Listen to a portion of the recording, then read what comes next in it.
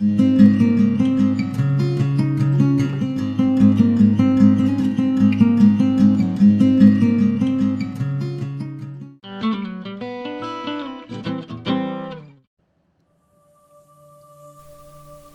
back to LDF-Designs.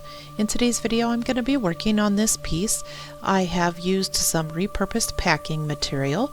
I've applied some stucco mixture to that and added a few other pieces of packing material to that. Then I used that same stucco mix to secure that to a piece of walnut. And these are a couple of pieces of material and cotton gauze that I'm planning to use on the piece, as well as my tar. At this point it has been sitting out for a while and it is starting to dry out, so I do need to go ahead and get rid of that one and start with some new. But I'll go ahead and use it for today's purpose, or for today's piece. Once I warmed it up, I did go ahead and start applying the encaustic.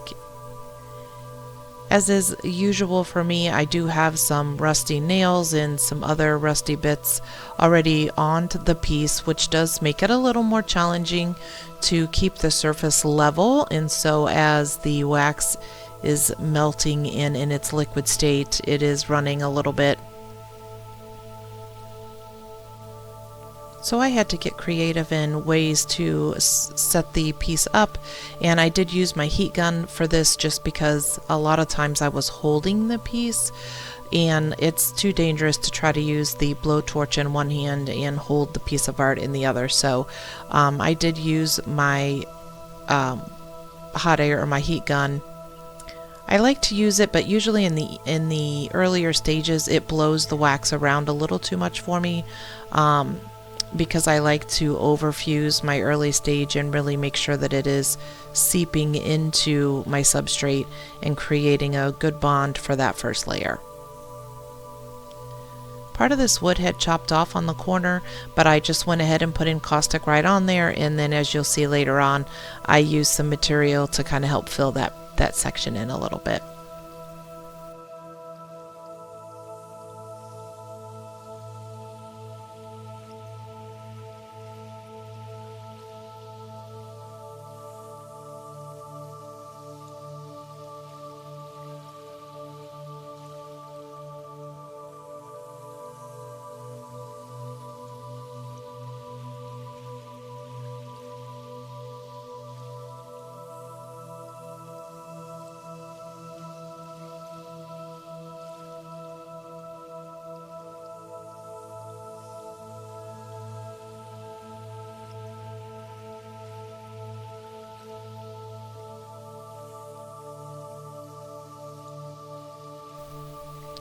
So a couple of interesting notes. I did get a few new encaustic colors for Christmas, at Christmas time. So I'm going to be using some of those in today's video. They are made by Enkaustikos and they are kind of neutral colors, but they have a shimmer to them. I'll have to look up what they are exactly because I don't know right now while I'm looking at this. And then also I am hoping down the road in the future to maybe have some different angles and stuff to share with you. It's challenging because I'm by myself, so often when I'm shooting these videos it's just too hard for me to move the camera around and show different things or different angles because my hands are really sticky or they have tar all over them, and that's just not a good working thing for all of my electronics. So I do have some things in planned though as this year unfolds, and hopefully I'll be able to start providing a little bit better videos, or at least more interesting ones.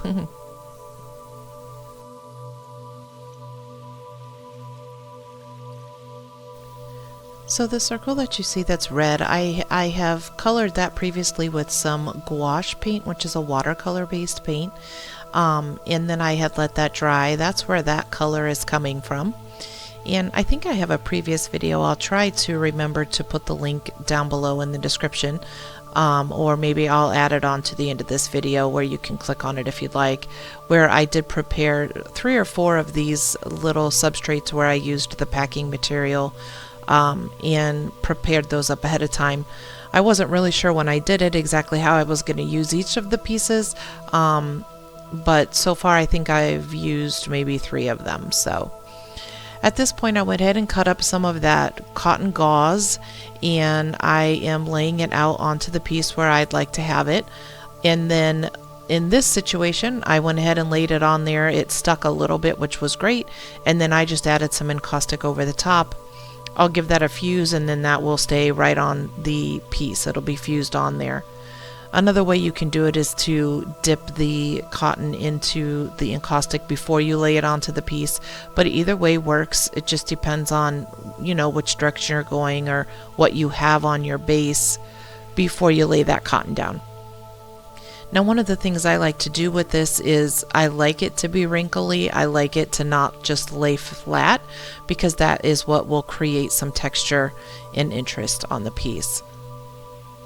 So at this point I decided to start using some of those shimmer colors. I think I have 4 of them, and I have 2 of them on my palette at this time. I have a pink one in maybe kind of a beige, so I'm going to be applying those along with the cerulean gray and the clear encaustic. So I'll be using 4 colors on this piece today.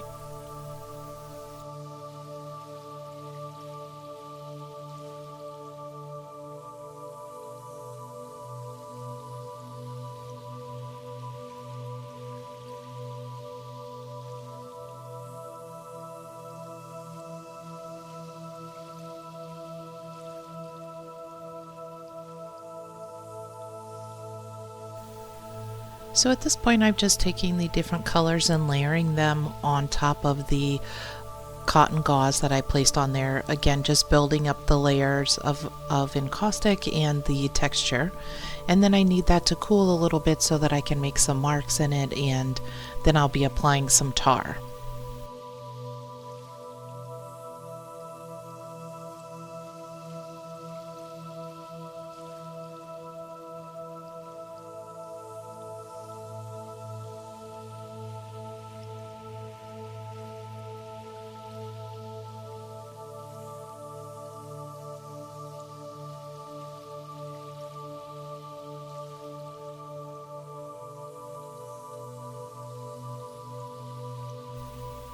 I was definitely pleased with how the different colors played with one another, and when you put them on top of each other, I really liked how they looked with each other, so that was fantastic.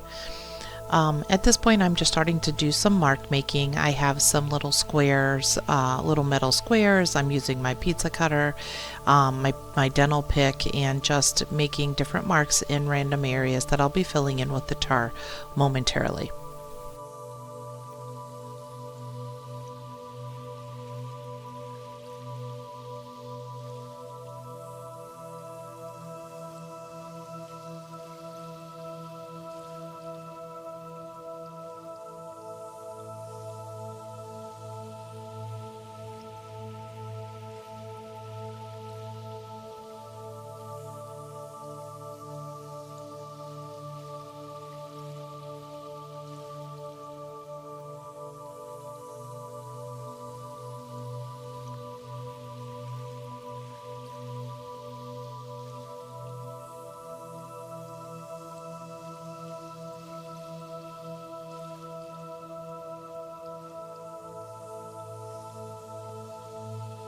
Adding the tar definitely was taking a little longer than usual because, like I stated earlier in the video, we actually had gone out of town for the holidays, and I had left this. I forgot to put it in the Ziploc bag, so it is dried out significantly. But I'm gonna work as much as I can to use as much of it as I can here, and then here soon I'll just get a little bit more out of my jug and start over again. So it's a great thing to use, but you just want to make sure that you either cover it with a Ziploc bag or some press and seal or something if you want it to keep a little longer, because it does dry out.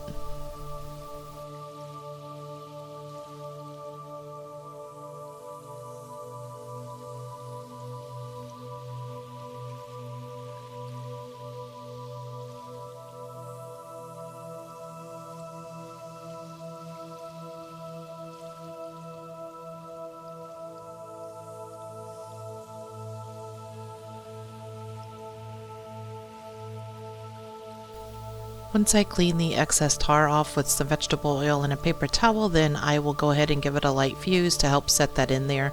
But it does take it a couple of weeks to really fully cure. At this point, I decided to go ahead and add a couple of the fabric strips, so I cut off a piece the size that I liked, and I'm putting it on the palette and dipping it into or soaking it with the encaustic, and then I'm placing it on to the piece where I want it. Once I get it on there, then I add a little more encaustic to the top. I'll give that a fuse, and then I'll go ahead and work that fabric into the composition.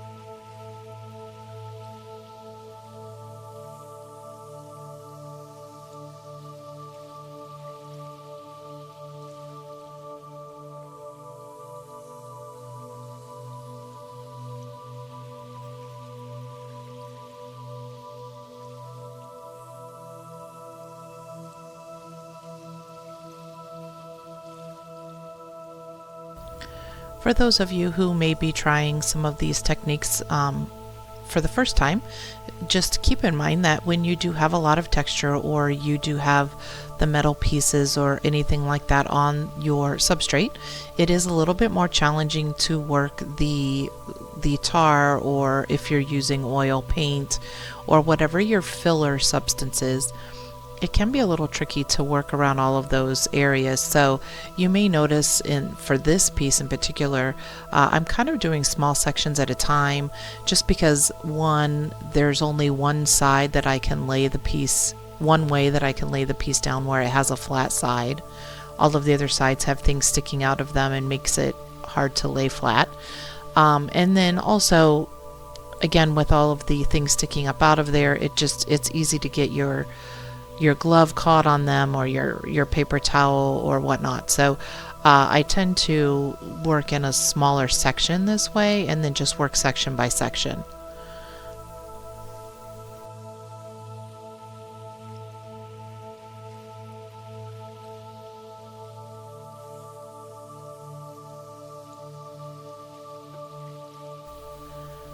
Some of the people who follow me a little bit may already know that I was recently asked to join an online gallery over on Facebook, and so I'm doing a show once a month. So I'm preparing this piece for the January show, actually, and it's going to be titled, the show for the gallery is titled The Poetry of Love.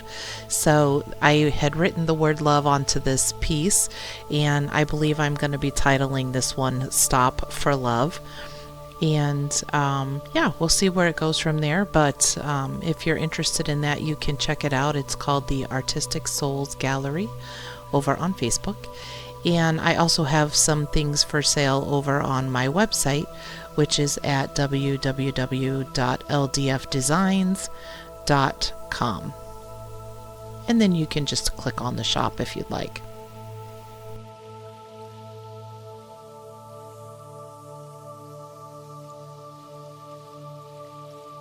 I decided to go ahead and add a second piece of gauze to the piece, kind of from the top down to the back area, to try to again help blend these two different areas of the back together and make them have a little more of a cohesive look to them.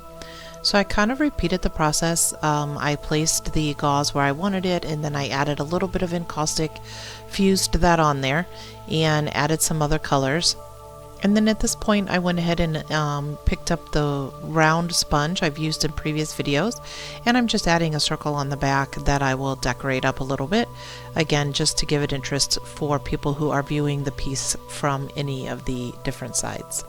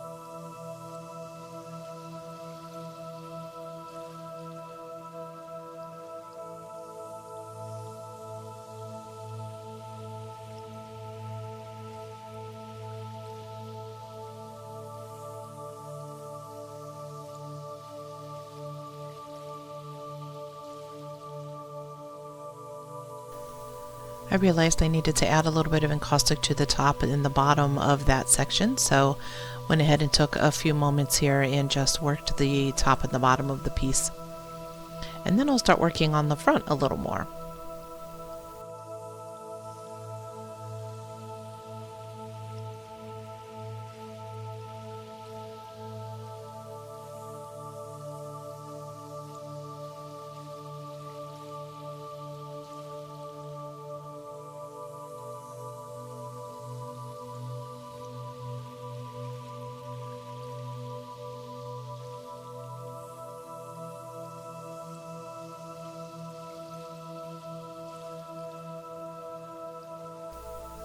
I do have a rusty metal garnish that I am planning to fix to the front of this when I'm done.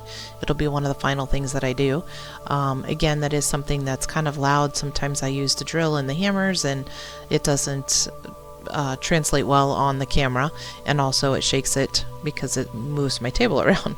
So I don't very often record that part of the process. I'm hoping again as this year progresses to maybe show some of those parts of the process and have some offerings to show some of the stucco mixture, how I'm doing that, how I'm getting things stuck together, and then but we'll see how that goes as the year goes forward here.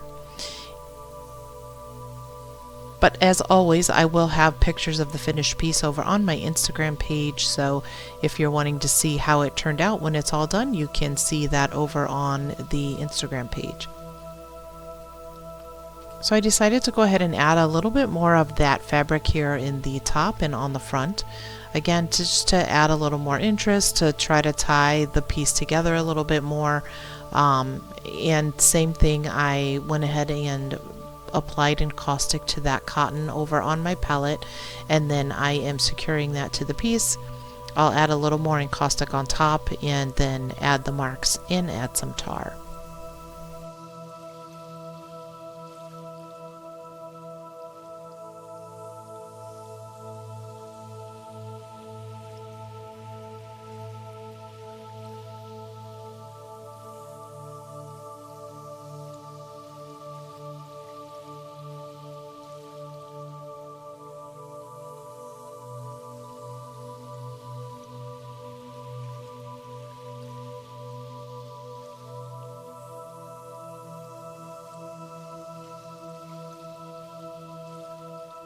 Once I started applying that, I realized I wanted to go ahead and make some marks inside that circle, and so even though I already had some of the tar on there, I went ahead and made the marks with a straw and then filled those in.